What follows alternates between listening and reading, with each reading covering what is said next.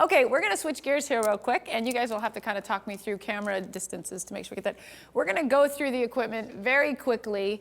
We will be utilizing these tools throughout the weekend, as well as other lighting sources. So because my specialty is babies and children, it also means that I don't get the chance to sit and stop and explain everything. I don't have posable models that will sit like glue forever. So understand that when we're shooting, I always try to teach as I shoot, but I speak very quickly too. So there's not a lot of stop and question and answering. So I'm gonna try to answer some of these questions, and now is really a good time for you to ask anything technical.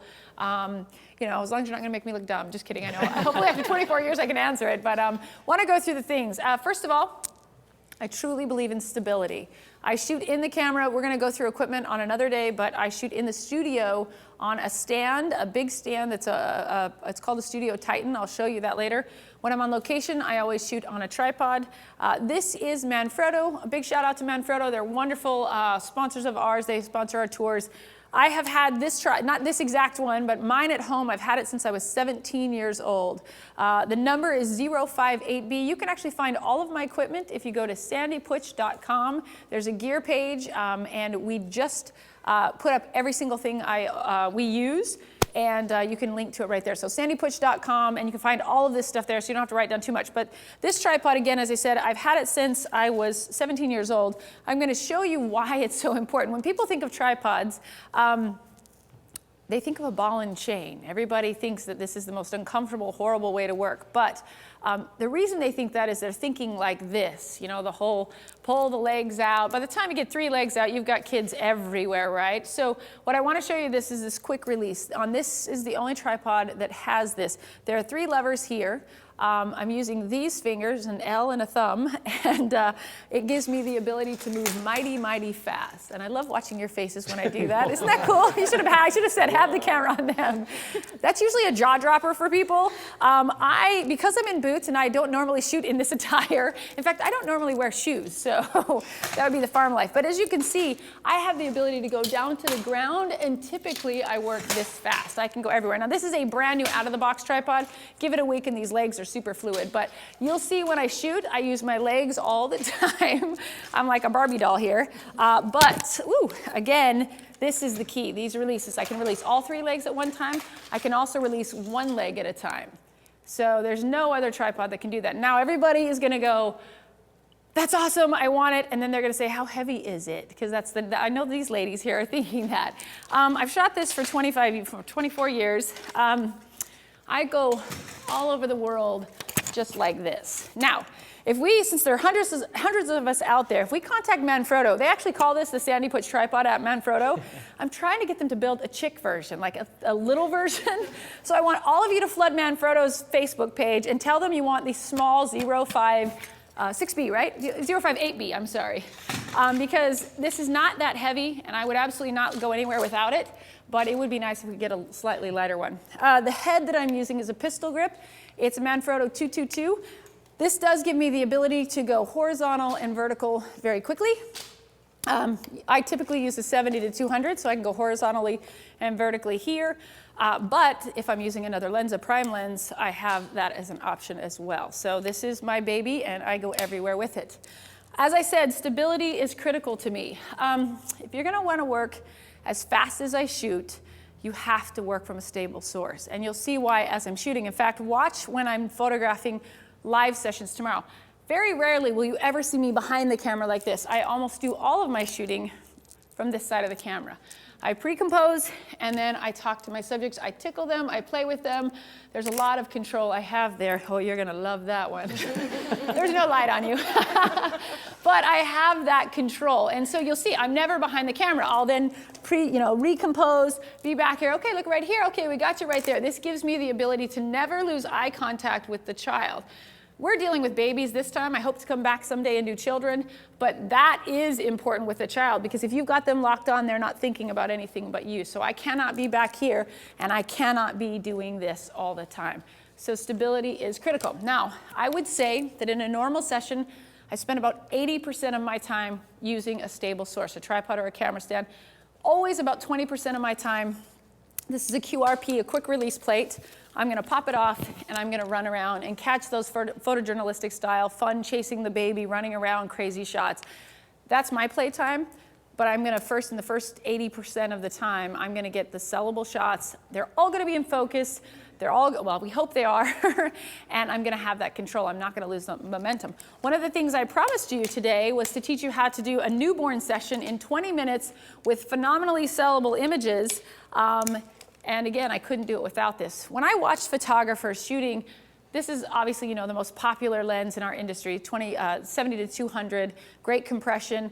When I see photographers holding this, working with a small child, they're holding it in one hand, trying to tickle the child, and I'm watching their hand go like this.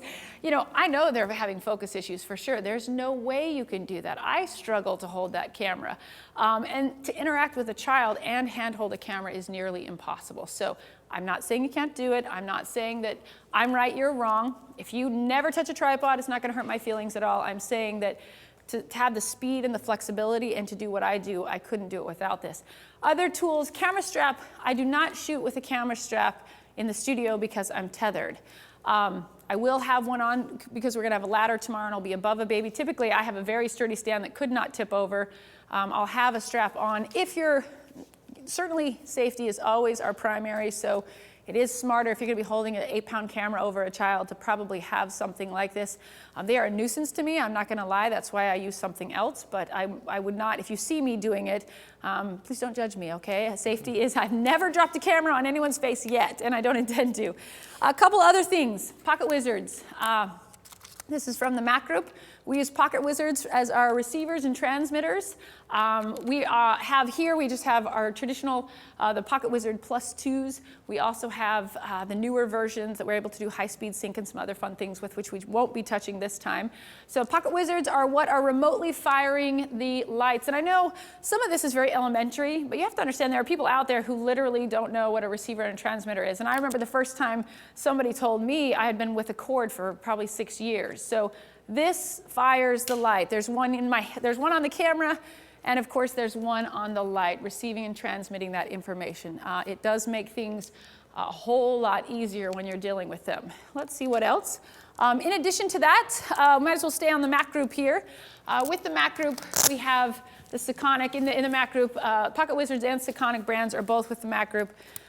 I've had a meter since the day I was born as a photographer, and I will die with a meter in my hand. I did go through the digital, they call it revolution, I call it destruction, where we all gave up our meters and said, oh, I don't need a meter, just look at the back of the camera, it looks good. You have to understand, when shooting with studio strobes, that's not an option. You cannot, I mean, you can keep shooting and trying to guesstimate and reading a histogram, but I don't have that much time with kids. I can't keep sorry, ta-da. We're going to switch these two in a second.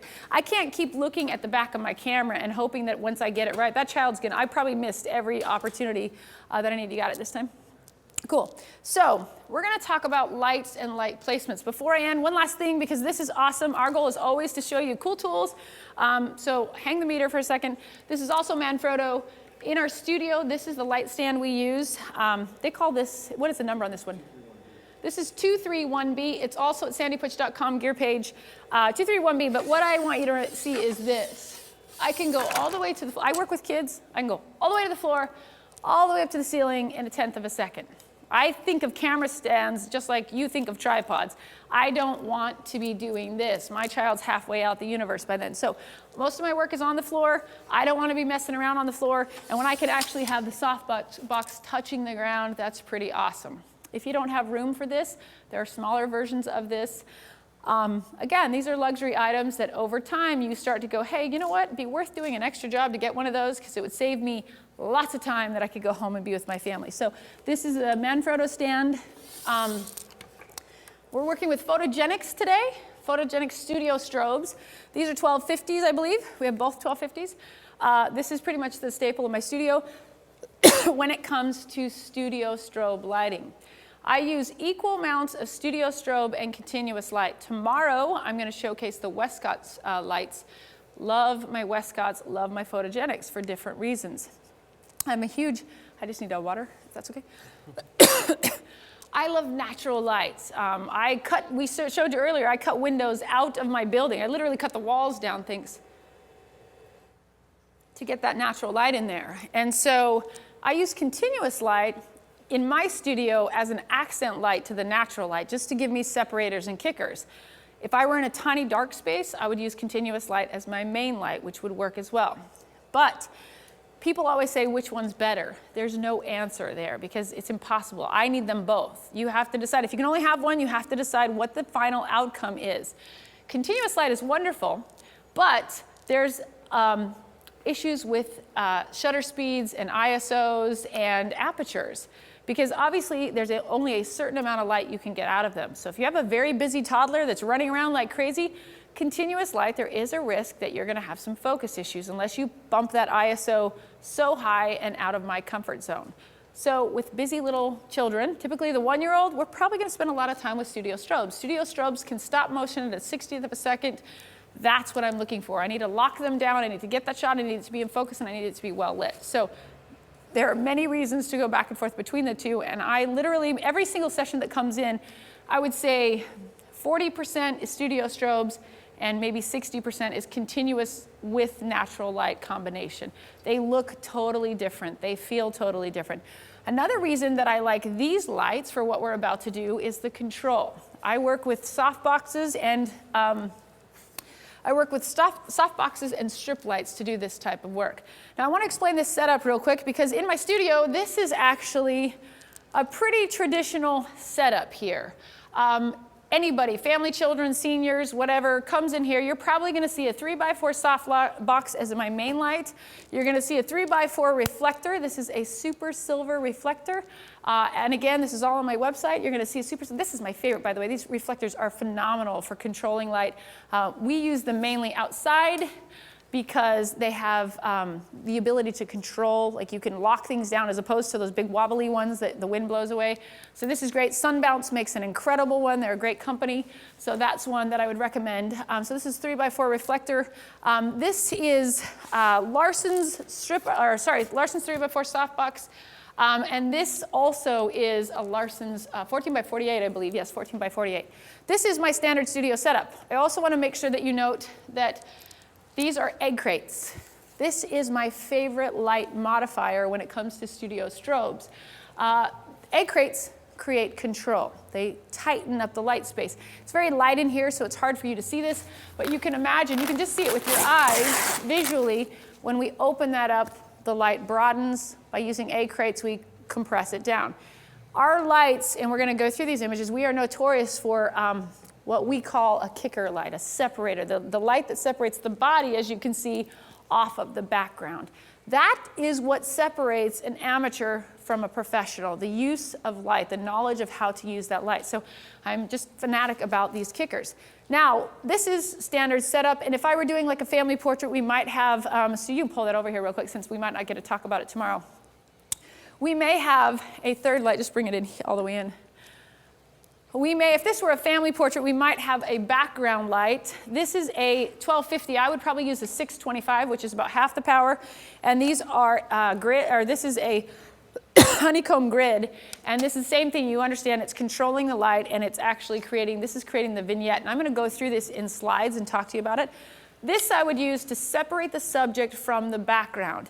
So these are the light sources that I would usually use. Now what we're doing today is we're going to do a Madonna portrait, a mother baby. Now we're using our special baby here. And by the way, on break I was trying to turn its head, and I didn't realize people were watching up there, and I think they were horrified. So I was like, it doesn't have a turnable head, so it's going to make this a little challenging. But it's not a real baby. Make sure everybody knows that. So this is our little subject, and we're going to use Karen out of the audience as our model. Karen, this is, I'm going to talk frankly. Karen has just had a baby, by the way, but she looks fantastic. But I want to talk a little bit about moms who have just had babies. In sessions, in fact, we were talking about this on the break. In this session, this is our Madonna session. Remember the one I said that makes you the most money, that's the highest seller? I want to make sure you guys get this right. In those sessions, we do want mom and dad to be present. And in the consultation, we do give them all the information on clothing and what to wear and how to look and how much makeup. Now, the question I always get is, what if they don't want to? And I always say they don't have an option. It's not optional. If they come in, they've had the consultation, and it says in the notes, mom does not want to be photographed. As soon as she comes in, I will talk to her about being photographed, even though she's made it clear she doesn't want to, because I can talk to the client and explain to them that, you know, I know you just had a baby. I know that you're not feeling totally comfortable about where you are yet, but I want you to keep in mind, in this series, this is not about you. You are literally a prop to me. Your hands might show, you might get a little bit of your lips showing, maybe a little bit of your cheek, but really and truly, you're just a prop. And I'll be very honest with you. If I don't use you as a prop, I'm going to have half of the images that I can offer you with. And the truth is, if I use you and you love it, great. And if you don't, you certainly don't have to buy anything. So if you'll allow me to do this, two things. Number one, you're going to have a lot more choice. And number two, your baby is going to be more comfortable in your arms and is going to give me a longer session. So that's something that I want you to think about. If you're really, truly not comfortable, we won't do it. But if you trust me, then let me give this a try. And if it doesn't work, you're not going to hurt my feelings if you don't purchase. That word was really important. I said, if you trust me, because they already trust you. They came to you. They hired you, so to speak. They already trust you, but you've now acknowledged that you're going to take care of them. So let's talk a little bit about the choice of not using that that background light. When we're dealing with moms who have just had babies, what's their number one concern? Their weight, correct? Their body, how much weight they're carrying. Especially we're talking a 10-day-old baby. Nobody likes the way they look. We're puffy, we're carrying water, and I know that. And my goal is not to humiliate people. And frankly, if you do that, you don't sell a lot of nice portraits anyway. So that doesn't work. So the first thing you have to account for is the body. I don't care. One out of every 100 women walks in and I go, you just had a baby? Most of them, it's pretty clear they've had a baby. So the first thing I want you to think about is the setup. Because normally we use light to add and create dimension, and we're going to cover that in slides later. But I want you to think about her body. What is the best choice of background for somebody that's carrying weight? Black, a dark background. What is the best choice of clothing for somebody that's carrying weight? Black, a dark clothing. Black on black subtracts and takes away. So in this case, I don't want this light because I don't need to separate her. I don't want to create any shaping around here. I want to focus. My goal is this right here. It's all about mom and baby, and that is that's my entire target right there. So we're going to go with a dark background. Now this background is by Westcott, and tomorrow we're going to be shooting with Westcott continuous lights. They've got some gorgeous backgrounds that you can check out as well. It's not pitch black. They actually have this in pitch black. I wish I would have brought that one. But keep in mind that using light, we're going to pull the lights off of the background. It's going to be pretty close to black. Unless I key this light in, we're not going to see much of that background. So we can even take a background like this and make it black. Now, real quickly, I'm going to have Brendan help me out and switch these two, because I said this is the typical setup in my studio. I'm going to show you a Madonna portrait setup. Remember, we talked about weight being the biggest issue? So typically, not always, but typically, I'm going to switch the two of these.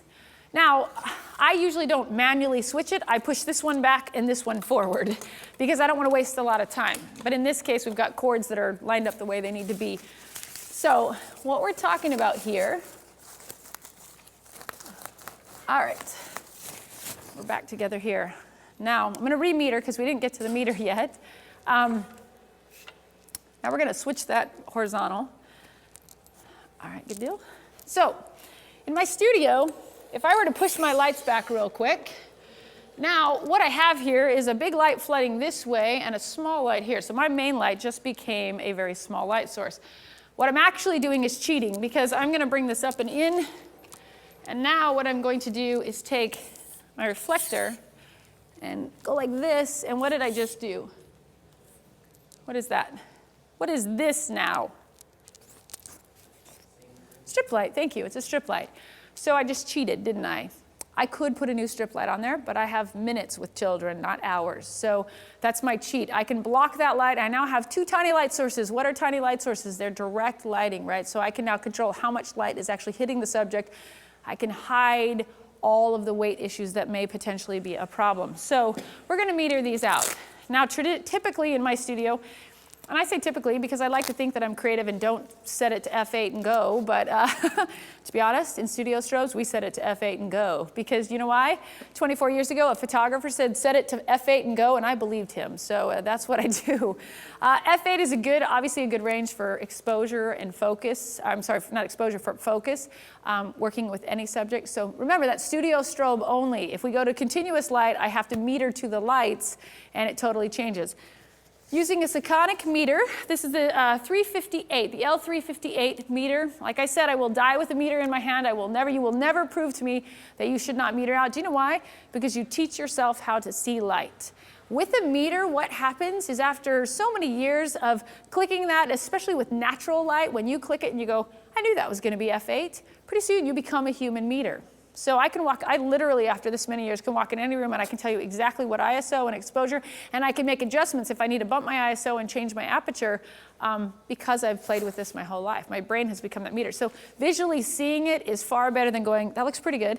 I can fix it in Photoshop, and it's much, much better to train your brain that way. So my main light is going to be set, and we need to bring this one up now since we switched them. Because what's happened is it was at f8, it's blocked a little bit of the light with the grids. So we're going to bring that up just a tiny bit. And I'm at 1/25th. I'm going to go ahead and I'll shoot at 1/25th. Just make sure I switch over. Okay, down just a hair. And another hair, sorry. Whew. Okay, we're going to be just at a clean f8 here as our main light. That's much better. Okay, we're at f8 as our main light. Our kicker or separator light, it's going to be too hot because you switched it, I bet, we've got to switch it to 5/6. So our main light is f8. Our kicker light is one stop less at 5/6, and that's pretty standard, little tiny bit, a tenth of a stop. Okay, a little bit up, sorry, went too far.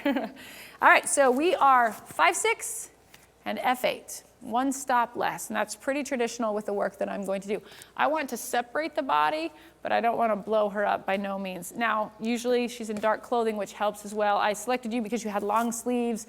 Again, these are all things you're going to think about when you're working with a mom who's just had a baby. We don't want to see arms. We don't want to see necks.